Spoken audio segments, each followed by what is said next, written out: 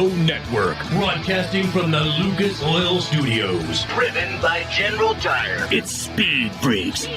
Motorsports Radio redefined with Kenny Sargent. We love to party. Crash Gladys. What are we doing for the bachelorette party? And Statman. I am serious. Here's the Freaks.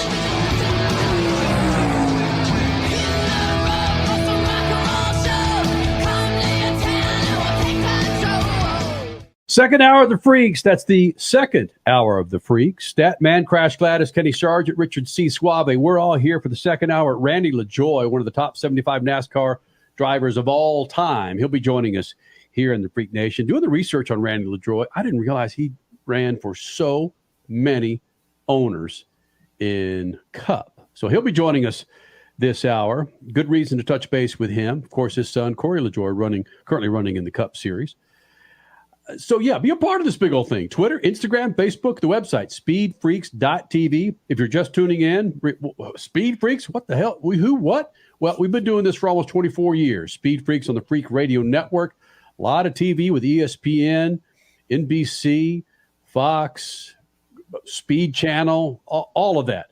And now our home is MAV TV. Happy to be a part of this big old thing that's going on with MAV TV. I got to play this video one more time before we get into this conversation, okay? I was at the gym. A guy challenged me to a squatting competition, and I tried to squat 300 pounds on the shoulder. Meanwhile, Liz is like, yeah, he's going to do what he does. Well, that's Will Power, Freak Nation. Indy 500 champion, IndyCar champion, just having a little bit of fun. And social media went bonkers when he put that out earlier this week. The props. You made social media go bonkers. That's buddy. Yeah. Well done. There you go. Yeah. So, yeah, Randy LaJoy coming up here in the Freak Nation. Will Power just dropping on. Because what went down last week, Crasher, is IndyCar's media content days. Oh, he gave them content. Yeah. Did he? That's probably what they said. Listen, here's the plan. Here's the 10,000-foot plan. Yeah. Listen, provide content for you, the series. It could be a little controversial. Like, let's put an IndyCar driver in a neck brace. Okay. You just said last hour how people freaked out about it. Why don't you play his response video again? Because no, I don't think this was planned. I don't want to, because I don't want people to think that the Indy 500 champion has an issue with his freaking neck. Statman, Crash, Suave, Kenny Sargent. Hey, man, that NASCAR Cup season couldn't happen any sooner with the Clash. It's going to be here before we know it, man. I know old men and old women say that all the time, but it is going to be here before you know. You got the Clash coming up to kick off February. Then we take a week off. You got the Super Bowl. Then, bam, the Daytona 500 that next weekend. But interesting news regarding NASCAR. And I say that because, in particular, it has to be this Netflix show that's going to be dropping for 2024. Richie, do we know when that thing's going to drop? We do know when it's going to drop. It's called NASCAR Full Speed. Okay. It is coming out on Netflix on January 30th. And this week we got our first look at the trailer for this new Netflix documentary series. Very well done. Ooh. And they didn't shy away from one of the bad words of racing. Killed. Mm-hmm. Because I know a lot of motorsports executives over our 24 years of doing this show have really wanted to shy away from that aspect of it. But when you put it out there, that's part of the intrigue is avoiding it and being so good at what you do that you can avoid it. So, wow, good for them. Well, I've said before, and I'll keep saying it, I don't like promoting accidents. Certainly they're dramatic and they don't happen all the time. So when they do happen, they're news, but to me, I just don't like it. And, but if that gets people to watch, then so be it. Don't you think it has to be said? Because again, some people see a car running on the ceiling of a room, and they have to put a disclaimer down there saying, don't try this at home. Sometimes it's just not obvious to people that there is a death component to racing. Now, that should be obvious. You're going, 200 miles an hour, 4 inches away from somebody who's also going 200 miles an hour. That should be obvious. And the accidents are dramatic. Cars flipping in the air and dirt flying, and pieces flying off. And, that's the way the world spins. But I'm just old school enough and just old enough to say I don't like that. And to sell that as an ingredient for racing, I don't know, doesn't taste good. I will admit with you, I don't like it, but there's an element of intrigue when it comes to how you are so good that you avoid it. That's just my personal opinion.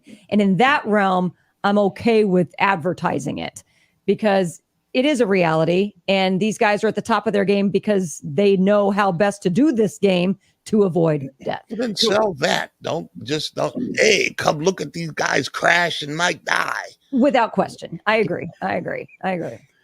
And I agree with Stat to a degree. I understand why you do it, and the person in there editing the pieces and the stories together, they got a job to do. But where we are now, I mean, look at Richie, the residential that he is, and look at my 10-year-old daughter. The access that people, me, Stat, Crash, Suave, and a 6-year-old that has a phone, the access that we have to not so friendly video.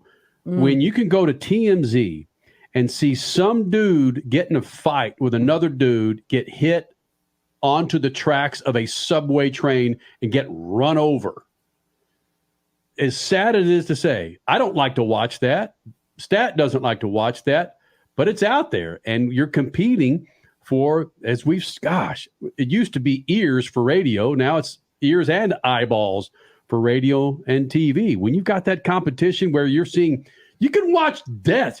Richie, isn't there a freaking website? It's called Greatest Deaths of All Time or something? Oh, come on. There's something out there that, yes, you don't have to go too deep on the interwebs to find death videos.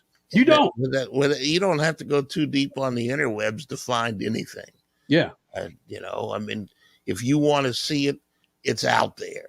But the point of the matter is, if you want to sell it, that's where your mind goes. And if you want to sell that, you've got a lot of competition that you got to go way down the road in order to attract those people back away from where they want to go and watch them drool. And I don't see it.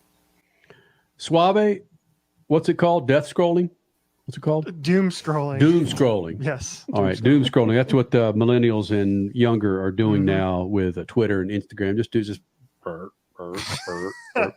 Like you're the Twitter hound. Do you go to trends immediately first thing when you wake up, or do you just look at your feed? I will just scroll and just see what the latest is happening. Then I'll go to the trending section. Yes. Is that just part of social media now? Is doom scrolling? Is that what we're doing, whether we know it or not? It's, you know what? It's been around for 80, 100 plus years in a different form in the newspaper business. Yeah. Newspaper business, you know what that was called? It was called If It Bleeds, It Leads. That still exists to this day, just in a different form. Good point. Boy, Richie. Right? So here's my question about watching this, which is I don't have Netflix right now. I deleted my account. I'm not going to sign up to watch this series. But is this series enough to get people who already have a Netflix account to click and watch it? And is seeing those wrecks going to be able for people to do that so that when they do watch it, they're going to get the personalities of these drivers? And the drivers that are going to be featured in this: Ryan Blaney, William Byron, Ross Chastain, Denny Hamlin, Bubba Wallace, Kyle Larson, Christopher Bell, Joey Logano, and Tyler Reddick.